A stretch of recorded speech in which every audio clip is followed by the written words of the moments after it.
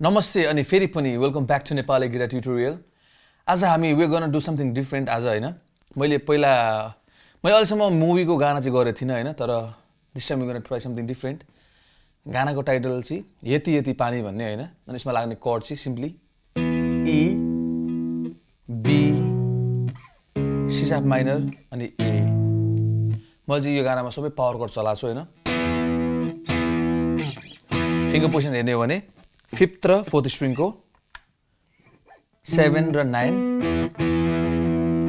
6th र 5th string को 7 9 फेरि 5th र 4th को 6 र 4 6 4 4 6 अनि फेरि 6th र 5th स्ट्रिङ को 5 र 7 ट्युनिङ चाहिँ as usual E A D G B A standard tuning छ हैन अनि मैले चाहिँ यसलाई अलिकति अब ब्यान्डले पनि बजाउन मिलोस् भनेर मैले त्यसलाई त्यो अनुसारले अलिकति मिलाएको छु हैन इट्स लाइक मैले चाहिँ रिदम कस्तो गरेछु भने यसमा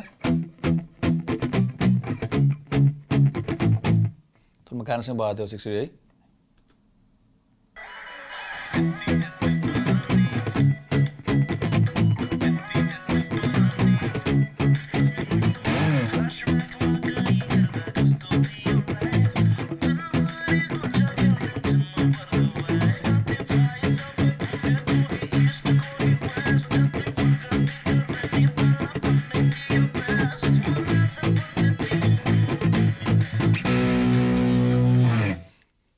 यस्तो टाइपको रिदम प्याटर्न गरेको छु मैले हैन यसमा कस्तो छ भने सिम्पली तपाईले I think sounds better if तपाईले पाम म्युटिङ गर्नु भने हैन अनि पाम म्युटिङ गरेर मैले 3 चोटी डाउन गर्दैछु डाउन डाउन डाउन अनि डेड नोट तरिकाले डाउन अप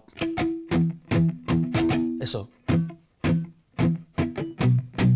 दुई चोटी डेड नोट गरेछु मैले यसो गरेर अनि त्यसपछि फेरि डाउन डाउन गर्छु अनि फेरि डेड नोट तलमाथि गरेर फेरि 3 चोटी एभ्री चोटी कट गर्दाखेरि हैन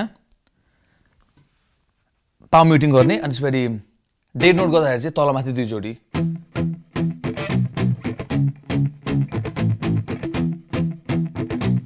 म कर्डमा आएले हैन कर्ड सकिने बित्तिकै अर्को कर्डमा मुभ हुँदाखेरि चाहिँ त्यो बीचमा चाहिँ तलमाथिको डेड नोट हाल्ने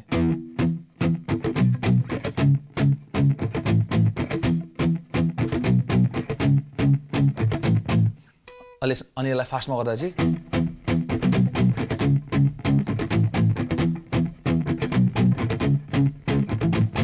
यसको इन्ट्रोमा लाने कर्ड चाहिँ E B C sharp minor A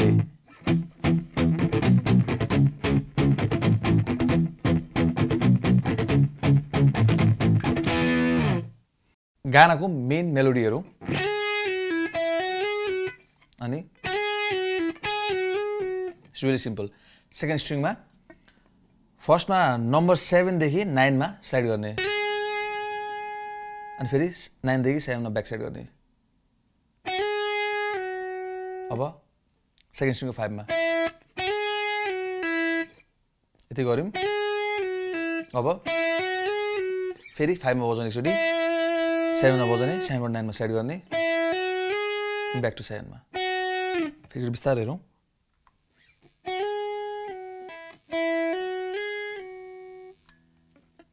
second मा सरी सेकेन्ड मा चाहिँ 7 और 9 मा साइड गर्ने ब्याक टु 7 मा साइड गर्ने 5 मा अब 9 7 9 7 ब्याक साइड गर्ने फेरि 7 और 9 मा फ्रन्ट साइड गरेर फेरि 9 और 7 मा ब्याक साइड एकचोटी होल सबै एकचोटी बिस्तारै हेरौं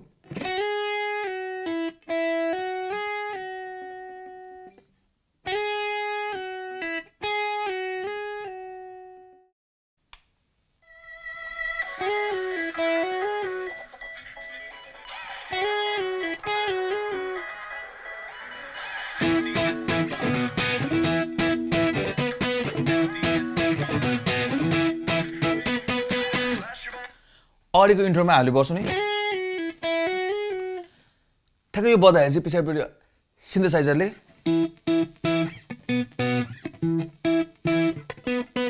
यस्तो खालको छ क्या हल्का। अनि तपाईँले मैले चाहिँ यसलाई ब्यान्डसँग मिल्ने गरी बनाएको छु फेरि होइन।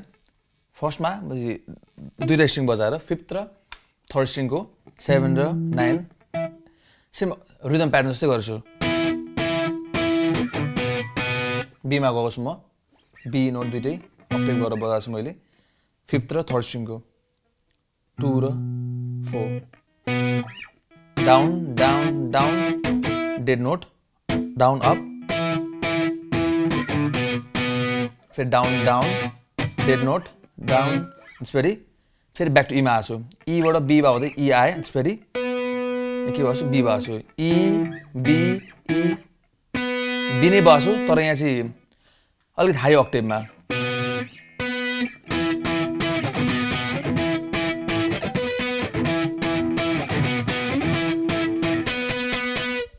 अनि मैले एन्डमा चाहिँ 4 चोटि डाउन डाउन डाउन डाउन गरेछु। यो एक्ज्याक्टली त गाना जस्तै छैन होइन, तर मैले अलिकति मिलाएर गरेको। I hope you guys don't mind this things.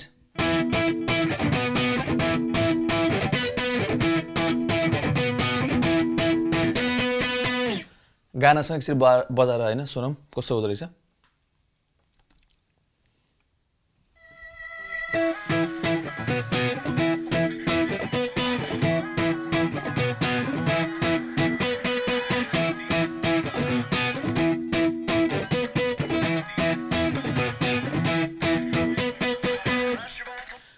यो हामीले भर्खरै अक्टेभवाला हेर्थ्यौँ, अब इन्ट्रोको मेलोडी शुद्ध हेरौँ।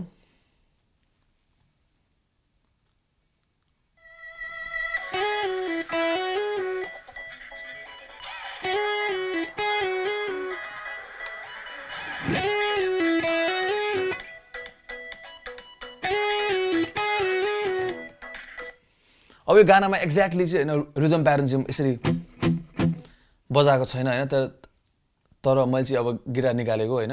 यसरी म फेरि त अलिक रिदम प्याटर्नसँगै बजाइदिएको छु गानासँग rhythm pattern.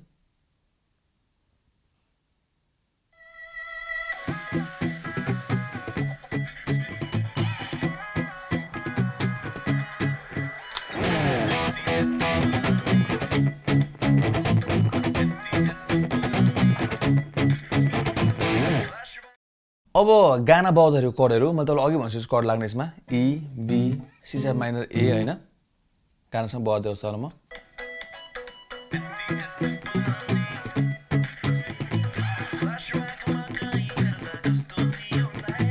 E B C sharp minor A. यो दुईचोटि भएपछि साथीभाइ भन्दाखेरि अलिकति चेन्ज छ।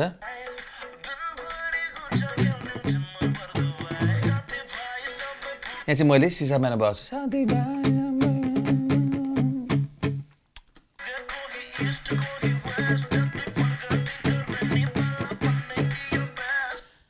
मैले सी शार्प माइनर बजाएको छु फुल बार होइन। त्यसपछि ए बजाएको छु मैले।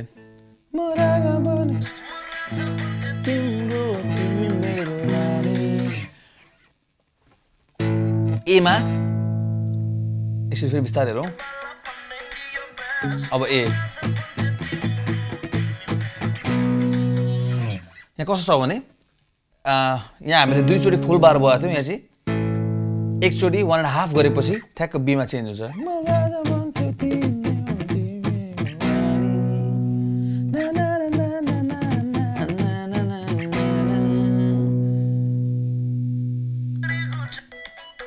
फेरि सुदेखि एकचोटि सबै होल सेक्सन चाहिँ फेरि सुदेखि हेरौँ।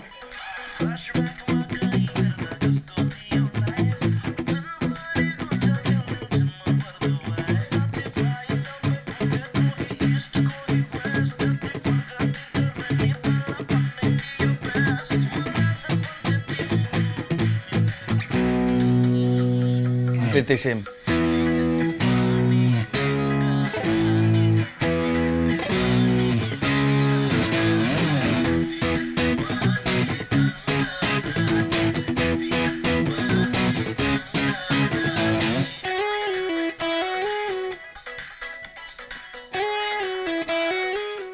सो त्यति नै थियो यति यति पानी भन्ने गाना। त्यति धेरै त थिएन होइन, कर्ड भयो होइन, अनि रिदम प्याटर्न होइन, अलिक मेलोडीहरू देखाइदिएँ मैले।